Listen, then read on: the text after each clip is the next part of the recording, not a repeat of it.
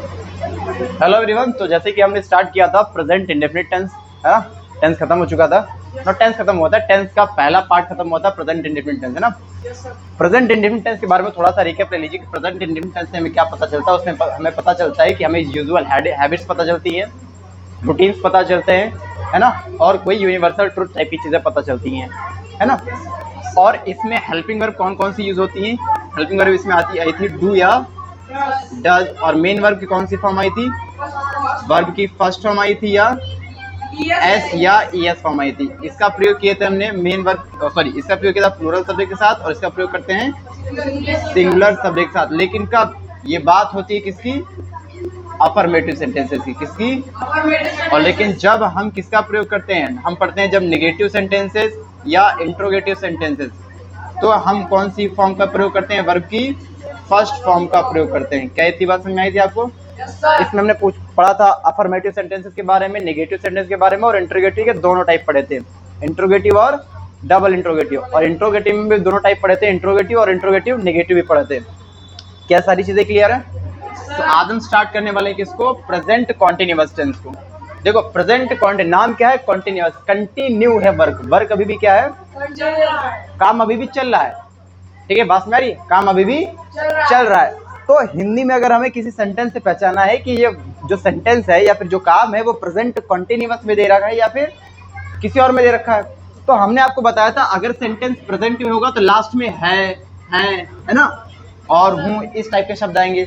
लेकिन वो अभी हो रहा है या फिर डेली रूटीन बता रहा है या बाद में होगा, कब होगा, इस चीज का पता लगाने के लिए हम उससे पहले वाला देखते हैं। जैसे रहा है, रही है, रहे हैं, रहा हूँ इत्यादि शब्द।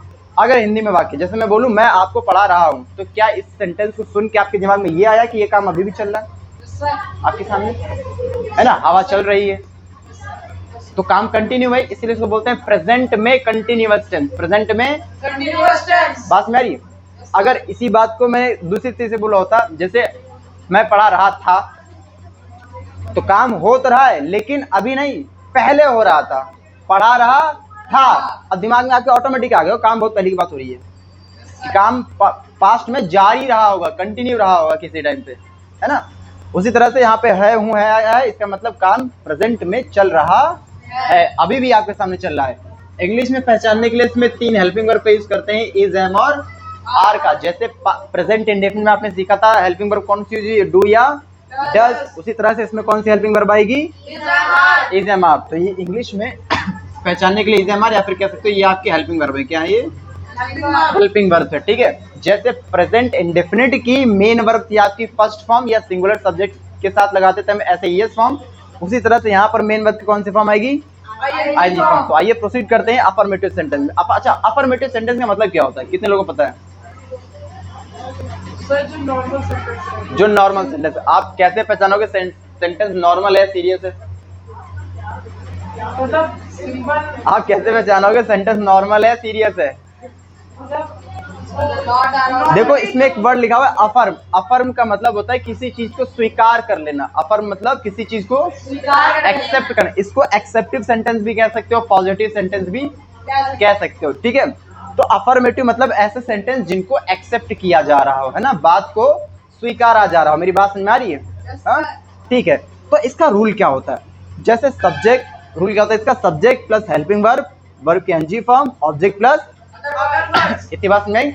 अच्छा, जितने भी सेंटेंस आप पढ़ोगे सबका स्ट्रक्चर सेम रहेगा, रूल बता रहा हूं, बस क्या चेंज होती है, हेल्पिंग वर्ब और मेन वर्ब, बाकी सारा स्ट्रक्चर।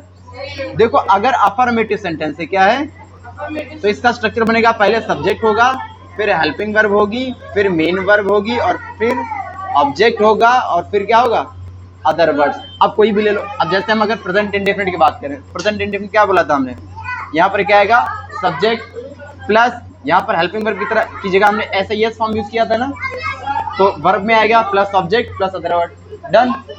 अगर हम नेगेटिव सेंटेंस की बात करें, तो नेगेटिव सेंटेंस में subject plus helping verb plus not plus main verb plus object और plus other word. Present indefinite पे जाओ, subject plus helping verb do या does plus not plus verb की फर्स्ट फॉर्म, देखो वर्ब की first form है ना, plus object और अदर वर्ड, ये तो पढ़ा था हमने, नहीं समझे। और यही चीज हमने, अच्छा ये देखो अफर्मेटिव सेंटेंस में यहाँ पर भी देखो, प्रेजेंट कंटिन्यूअस के लिए हम पढ़ेंगे तो इसमें हेल्पिंग वर्ब क्या होती है, इज एम आर, और मेन वर्ब क्या होती है, आईएनजी फॉर्म। मेन वर्ब क्या होती है, तो देखो सब्जेक्ट प्लस हेल्पिंग वर्ब की जगह क्या लगाया हमने, इज एम आर में से कोई आएगा ना, बोलो आप चाहो तो इसकी जगह पे इज एम आर भी ले सकते हो, प्लस मेन वर्ब की जगह क्या आएगा, बाकी सब सेम टू सेम है। अब इंट्रोगेटिव में भी यस एंड नो टाइप जो आता है ना, यस एंड नो टाइप वाले सेंटेंस हमेशा किससे स्टार्ट होते हैं, हेल्पिंग वर्ब से।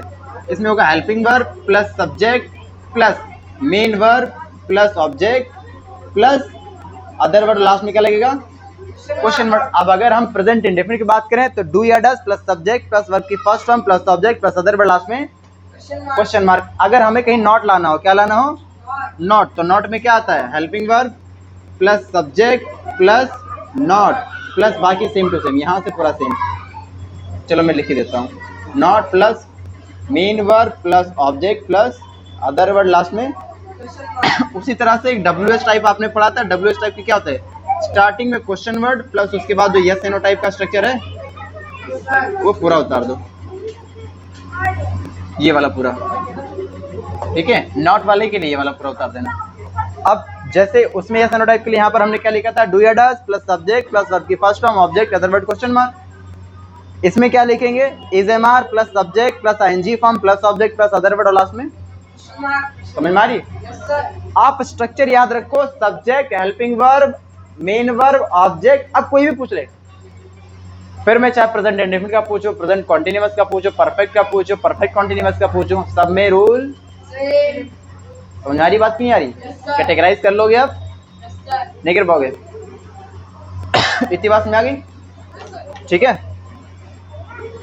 तो ये मैं मिटा रहा हूं। तो अब जरा आते हैं back to the topic, affirmative sentence. इसके लिए हम क्या पढ़ेंगे, सब्जेक्ट, हेल्पिंग वर्ब, वर्ब की एनजी फॉर्म, ऑब्जेक्ट और अदर वर्ड्स। अब आपको मैंने बता रखा है कि इज लगेगा किसके साथ, ही शी इट और सिंगुलर नाउन के साथ, एम आएगा किसके साथ, आई के साथ, आर किसके साथ लगेगा, वी यू दे, या फिर कोई प्लूरल नाउन आ जाएगा। प्लूरल नाउन मतलब सब्जेक्ट की जगह पर किन्हीं दो या दो से ज्यादा लोगों का नाम आ जाए। एग्जाम्पल के तौर पर जैसे लिखा ही जगह छोड़ के डांसिंग ऑन द ग्राउंड। अब यहाँ पर देखो सब्जेक्ट के बाद हेल्पिंग वर्ब आनी है ना, और हेल्पिंग वर्ब में कौन आता है, या तो इज आएगा या तो एम आएगा या तो आर। जितेंद्र भैया, ही के बाद हेल्पिंग वर्ब क्या लगाऊं मैं, इज लगाना है। क्या लगाना है, क्यों, ही क्या सिंगुलर सब्जेक्ट, ही कैसा है, सिंगुलर सब्जेक्ट है, और ही के साथ क्या लगता है, इज। पास में आ गई ना। Then we dash studying English. अब बताओ वी के बाद क्या लगाएंगे रौनक, वी के बाद क्या लगाएंगे, आर, क्योंकि आर क्या है भैया, सॉरी वी क्या है, प्लूरल सब्जेक्ट है। वी क्या है, और प्लूरल क्या लेता है, आर। क्या आएगा प्लूरल के साथ, आर। बस में आई। उसके बाद में I dash watching A movie, I dash watching a movie. तो यहाँ पर आई के बाद क्या आता है, एम आता है, सिंपल सी बात। आई, अच्छा सभी में देखो आईएनजी आई है, क्या ये, यानी कि ये वर्ब है, वर्ब की आईएनजी फॉर्म है। क्या ये, वर्ब की I N G form. She dash writing a letter, तो ये राइट क्या है, लिखना, क्या आईएनजी फॉर्म है राइट का। तो शी के बाद क्या आने वाला है यहाँ पे, इज, शी इज, और यहाँ पर दे, बोलो सभी को समझ में आ गया, पक्की बात। देन अगर आपको अफर्मेटिव सेंटेंस समझ में आ गया है, अब प्रोसीड करते हैं किधर, नेगेटिव सेंटेंस। नेगेटिव सेंटेंस के स्ट्रक्चर में क्या होगा, बस इसमें नॉट आ जाएगा। हिंदी का वाक्य लिखा है तो नहीं आएगा, इंग्लिश में लिखा है तो नॉट आएगा। मेरी बात समझ में आ रही है। जैसे इसमें लिखा है he is dancing on the ground, और अगर मैं इसको बोलूँ he is not dancing on the ground, अगर बोलूँ he is dancing on the ground, इसका मतलब बात एक्सेप्ट कर ली गई है, या मैंने मान लिया he is dancing on the ground. और अगर मैं इसको बोलूँ he is not dancing on the ground, मतलब मैं बात को रिजेक्ट कर रहा हूँ, बात को क्या कर रहा हूँ, नकार रहा हूँ कि वह डांस नहीं कर रहा है। भाई ही लिखा है, ठीक है, वह ग्राउंड पर डांस नहीं कर रहा है।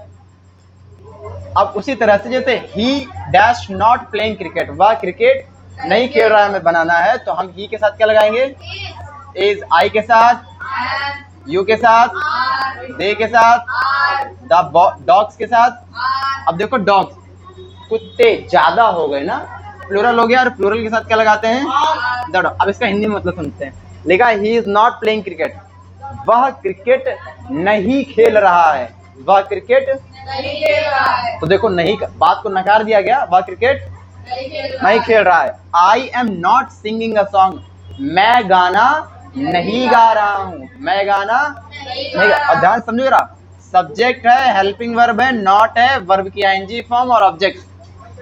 सबका स्ट्रक्चर यही रहने वाला है, नेगेटिव के लिए और पॉजिटिव के लिए ही है। समझ गए?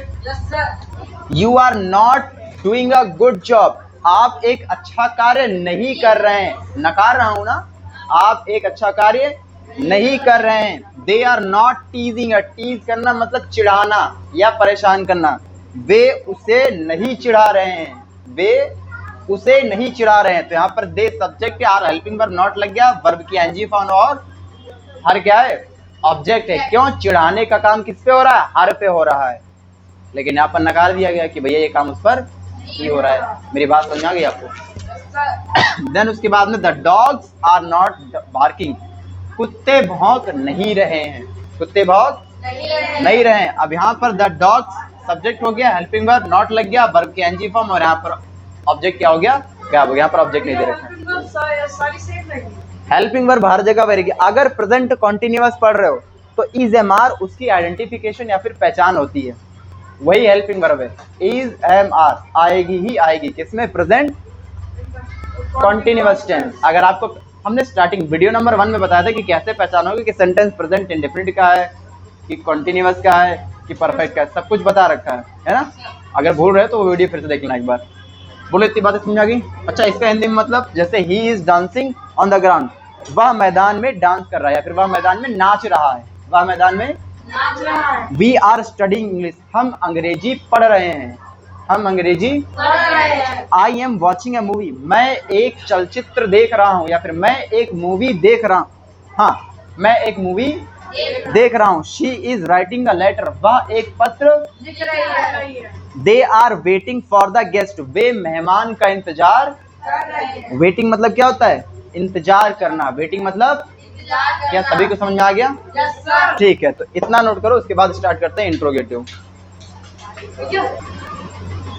ठीक है, तो अफर्मेटिव नेगेटिव के बाद हम पढ़ेंगे इंट्रोगेटिव सेंटेंसेस। इंट्रोगेटिव सेंटेंसेस हमने आपको समझाया था, दो टाइप के होते हैं, एक होता है यस या नो टाइप और दूसरा होता है WH टाइप। यस या नो टाइप ऐसे इंट्रोगेटिव सेंटेंसेस होते हैं जिनका जवाब हम यस या नो में दे सकते हैं, और WH टाइप का जवाब हम यस या नो में नहीं दे सकते हैं। उनका जवाब देने के लिए आपको पूरा का पूरा स्टेटमेंट लिखना पड़ेगा, राइट?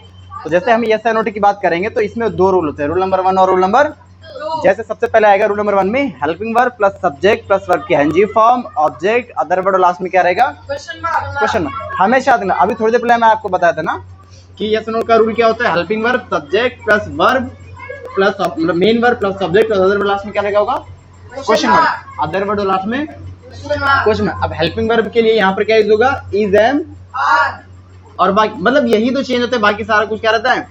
लेकिन कभी कभी इंट्रोगेटिव में भी नेगेटिव पूछ लेता है, जिसको आप लोग पढ़ते हो इंट्रोगेटिव नेगेटिव सेंटेंस। तो अगर इसमें कहीं नॉट आ रहा है तो उसको सब्जेक्ट के बाद लगाओगे। जैसे हेल्पिंग वर्ब मतलब is am are plus subject plus not plus verb की NG form, object, other word last में क्वेश्चन मार्क। जैसे अब सेंटेंस लिखे हो, जैसे dash you reading a newspaper, last में क्वेश्चन मार्क लगाया ना, मतलब स्टार्टिंग में क्या लिखनी है मुझे?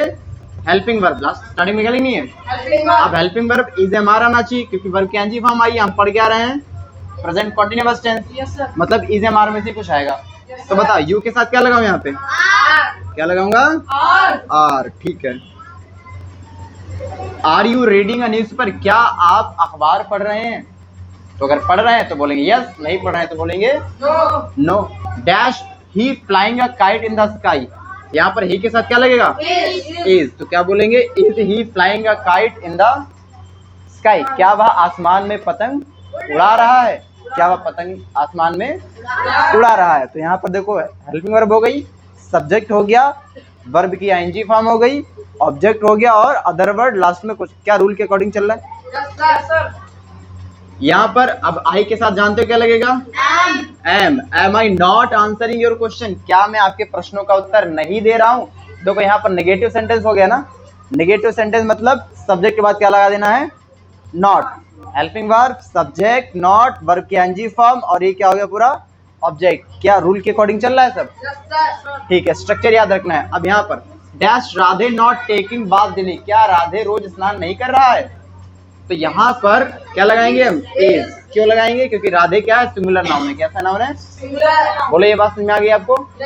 ठीक है। देन अब बढ़ते। अच्छा, एक और क्वेश्चन है। Dash Karan and Kiran going to Agra with their father, क्या करण और किरण, करण और किरण अपने पिता के साथ आगरा जा रहे हैं। तो यहाँ पर सब्जेक्ट लिए सॉरी यहाँ पर हेल्पिंग वर्ब क्या लगाऊंगा, इज एंड आर। क्या लगाऊंगा, आर लगाऊंगा।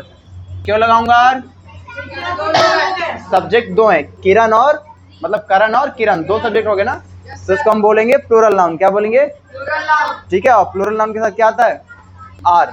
बात में आ गई, हाँ बोलो। अब पढ़ेंगे हम WH type sentences. WH type वही इंट्रोगेटिव का एक एडवांस लेवल होता है। फिर आगे क्या होता है, जैसे रूल नंबर 1 क्या होता है, question word plus helping verb, subject, verb की एनजी फॉर्म, ऑब्जेक्ट और अदर वर्ड लास्ट में। मतलब सेम टू सेम यस या नो होता है, बस इसके आगे क्वेश्चन वर्ड लगा देना। यहाँ क्वेश्चन वर्ड लगा दो, पूरा रूल लिख दो, यहाँ क्वेश्चन लगा दो, पूरा लिख दो, तो क्या हो जाता है, WH टाइप हो जाता है। क्या हो जाता है, समझ में आ गया, ठीक है। अब कोई सेंटेंस जैसे बाय, अच्छा क्वेश्चन वर्ड होते क्या है ये तो तुम्हें पता होगा ना। क्वेश्चन वर्ड कौन से होते हैं, कहीं कहीं क्वेश्चन वर्ड लिखा होता है, किसी किसी बुक में WH वर्ड लिखा होता है, तो घबराना नहीं, ठीक है। ये who, what, where, why, how, इस टाइप के सेंटेंसेस होते हैं या वर्ड्स होते हैं। जैसे why dash you beating him, आप उसे क्यों पीट रहे हैं, तो यहाँ पर यू के साथ क्या आएगा, तो why are you beating him. Question word, helping verb, subject, verb की NG form, object, other word है ही नहीं, क्वेश्चन मार्क लग गया। मेरी बात में आ रही है, question word, helping verb, subject, verb की NG form, object, other word है नहीं, लास्ट में क्या लग गया, सब रूल के अकॉर्डिंग चल रहा है। When dash he going to Delhi, अब यहाँ पर क्या लगेगा, is। when is he going to Delhi, वह दिल्ली कब जा रहा है। How dash they solving these questions, अब दे के बाद क्या लगेगा, आर। वे ये प्रश्न कैसे हल कर रहे हैं। हाउ मतलब क्या होता है, कैसे, हाउ मतलब कैसे। वे यह प्रश्न, ये दीज लगा ना, मतलब ये प्रश्न, वे यह प्रश्न, दीज क्वेश्चंस, वे यह प्रश्न कैसे हल कर रहे हैं। Where dash you going today, आज आप कहाँ जा रहे हैं, यू के साथ क्या लगेगा, आर। हु के साथ क्या लगेगा बताओ। अब ये तो सेंटेंस नॉर्मल हो गया, अब बताओ हु। अब यहाँ पर तो सब्जेक्ट आया नहीं, यहाँ पे था सब्जेक्ट आया नहीं। जैसे हमने प्रेजेंट इंडेफिनिट में पढ़ा था, लास्ट में इंट्रोगेटिव पढ़ाते हुए हमने हु के 3 सेंटेंस अलग से लिखे थे, वीडियो देखना समझ आ जाएगा। उसमें क्या पूछा गया था, हु के लिए रूल अलग से होता है, हु के लिए रूल। अब बताओ यहाँ पर हु के साथ क्या आएगा, क्योंकि सब्जेक्ट तो है नहीं। सब्जेक्ट होता तो आप बता सकते सर, अगर इसमें से कुछ आता आर, आई होता तो एम, इसमें से कुछ होता तो। अब इसमें तो कुछ आया नहीं वो, तो बताओ यहाँ पर हेल्पिंग वर्ब कौन सी यूज करें, इज का यूज करेंगे। किसकी यूज करेंगे, क्योंकि बेटा हु क्या होता है, सिंगुलर सब्जेक्ट की तरह काम करता है। किसकी तरह काम करता है, हु पूछ ही रहा है कि सब्जेक्ट कौन है, कह रहा who is coming with me, मेरे साथ कौन आ रहा है, मेरे साथ कौन आ रहा है। सब्जेक्ट की तो पूछ रहा है, तो जो आ रहा होगा वही तो सब्जेक्ट होगा, नहीं समझे।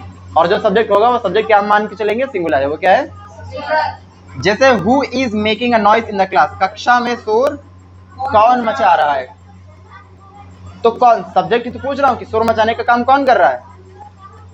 बात मेरी नहीं आ रही। Who dash not washing his hand, अपने हाथ कौन नहीं धो रहा है, तो यहाँ पर इज लगाएंगे ना, हम सिंगुलर मान के चलेंगे। अब हो सकता है क्लास में 10-15 लोग हों जो अपना हाथ नहीं धोते हो खाना खाने से पहले, ठीक है। अच्छा नहीं धुलते वो मिले हालत तुम्हारी तरफ, ठीक है।